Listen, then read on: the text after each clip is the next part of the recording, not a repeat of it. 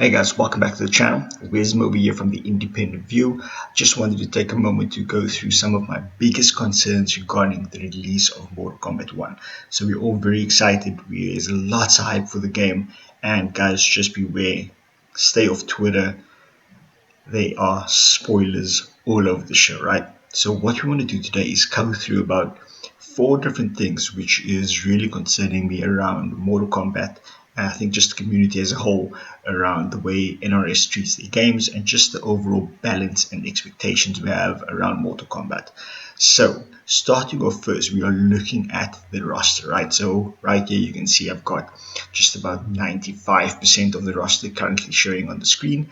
And guys, for me, in comparison to Mortal Kombat 11, I think they're already off to a great start, just given the fact that there are just more characters that I'm interested in playing in comparison to Mortal Kombat 11. I think Mortal Kombat 11, I played with probably three characters at most, which was Sub-Zero, Katana, and then and Fujin. I would always try out a few like Scorpion. I would try out Liu Kang's. Jax was quite cool as well, but they just didn't grow on me. Off the back of Mortal Kombat 1, I'm already seeing at least three to, if not six characters that I am wanting to play, right? Purely just because of the way they look, the style, and the great inclusion of cameos. That just throws a whole new dynamic in the game, which I'm really looking forward to see how exactly it comes out, because this is basically where the expression, the customization, the uniqueness in the way you play the game comes through. So I think they're really off to a good start, and hoping with future combat packs and additional characters that really does come through in terms of that unique characters. I mean, looking at the combat pack, we got Quan Chi, who for me in Mortal Kombat X was amazing to play. Had great fatalities, great gameplay. It was just fun, right? And then of course you had Takeda, who in MKX as well was amazing. That was probably one of my favorite characters. And the fact that we really got, what's that, a 20%? Well, you can include Ermac. That's about a 50% of the combat pack roster that is coming through as a favorite to play. So off to a fairly good start, given the fact that um, they need to create a sense of longevity when it comes to Mortal Kombat 1, and that was sorely lacking with Mortal Kombat 11. And most people that I speak to and chat to in the fighting community always relates Mortal Kombat to a title that has a short life period. And we look at it and compare it to something like Tekken, or Tekken 7 started in 2015, November 2015, and now 9 years later is only getting a release in 2024 for Tekken 8. I mean, that is great fan service and just great support in terms of ensuring a title stays relevant for such a long period of time. So that for me is crucial to see that the right balance and support comes through for Mortal Kombat 1. We just didn't see it for Mortal Kombat 11. I must admit I thoroughly enjoyed Mortal Kombat 11 when it first came out. I spent tons of hours in the game. But as soon as they started balancing and they started messing with certain characters, things just got messy. You just knew that certain characters, the likes of the Jackies, um, Kung Lao, even some Scorpion characters were just OP, right? And if your character didn't have a decent mid, then you were pretty crap in the game, right? Or you would be pretty much at a disadvantage. So looking forward to see how exactly they balance it out. And I think they've kind of hit the nail on the head with the cameo system, because that's just going to bring this whole optimal level of playing against certain opponents. So looking forward to that. So yeah, guys, that's the first concern is around the longevity of the game and just how they ensure they balance it out and they create this environment where not only pro players but players in general just feel the desire to continue playing this game. That for me is critical. And now the second part, guys, the offline mode. So this one is a screenshot from the invasion mode. Now I must admit, Mortal Kombat 11 had the pit. The pit was great. Not the pit, the crypt, the crypt, and it had tons of exploration. It got a tad bit monotonous. We need to run all over the show, constantly because the map was so big, so you had to like run from one area to the next. There was hidden locations you had to remember, and I think they kind of fixed that with the invasion mode, where they kind of made it this linear pathway and ensured you basically had this limited access area to go to, and you know exactly now what you need to cover. So looking forward to see how that is implemented. My only concerns, as the title mentions, is around once again how this is being adapted and being changed in terms of the actual rewards available to you. You're looking a lot at the different types of skins. You're looking at the gear pieces available, what's there to unlock, the multiple currencies. We know we're all worried about transactions, so that is a bit of a concern. But as and also just to understand how long are they planning on rolling the 6 week cycle. So every 6 weeks we're gonna get this new season with regards to invasion. So right, first season is about Hands with Sashi, it's about Scorpion, say some cool skins that's gonna be unlockable. But what happens 6 weeks after that? And the 6 weeks after that? How do we know we got all the rewards? Yeah, those are the questions you kind of want to understand and get to grips with, to understand, okay, am I putting in enough time to actually make sure I get everything? Am I missing out on something?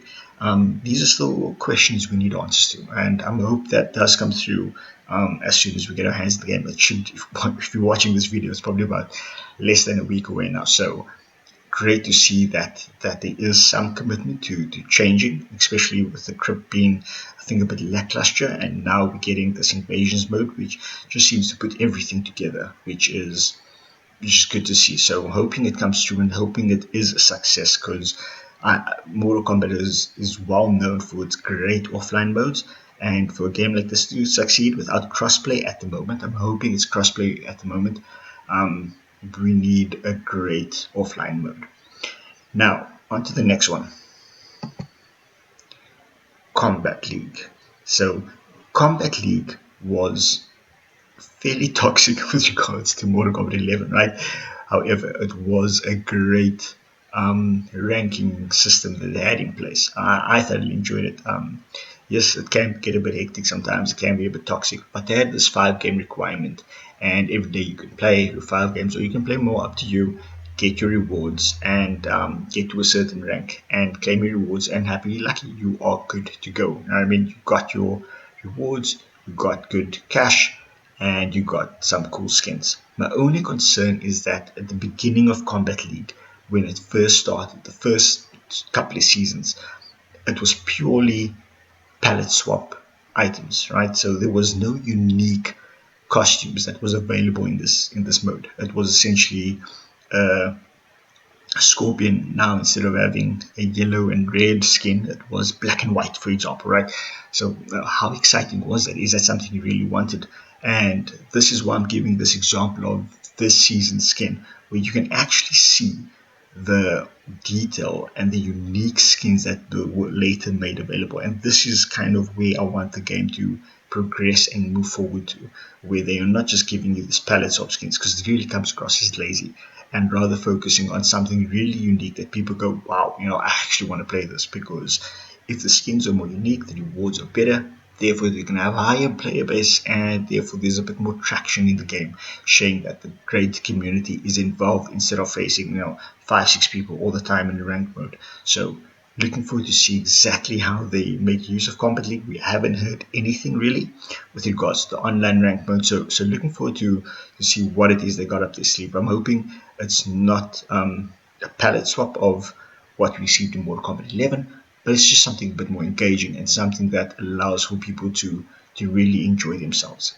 So yeah, that's basically what I'm expecting from the Combat League, or the new version of Combat League, that they really give us great rewards and make it in such a way that it keeps people engaged in wanting to play it without getting to a certain toxic level. So yeah, that's my concern around the online mode. And then last but not least, it's the combat packs, right? So I think this is a great first starter pack, right? Combat pack, We got three Mortal Kombat characters, three great guest characters. A bit concerned about the Peacemaker one, like a palette swap version of Aaron Black I'm seeing, or Robocop, which makes me get a bit concerned. But knowing NRS, I'm hoping they learn from their mistakes and we get a full view of, or really, or I would say an expanded view of what this character does. So looking forward to exactly how well they adapt and bring this character to life. Quan Chi, I'm not concerned about. Takeda, he's. I cannot wait to play Takeda again. It's been so long since Mortal Kombat X, and he was an amazing, original, stylish character. Um, Seeing him in 2023, I hope to see him in 2023. It's going to be amazing. My only concern is the look that they have on Ermac. Not sold. I've said this from the beginning. He looks horrible. Just give us a red ninja. I'll be happy with that.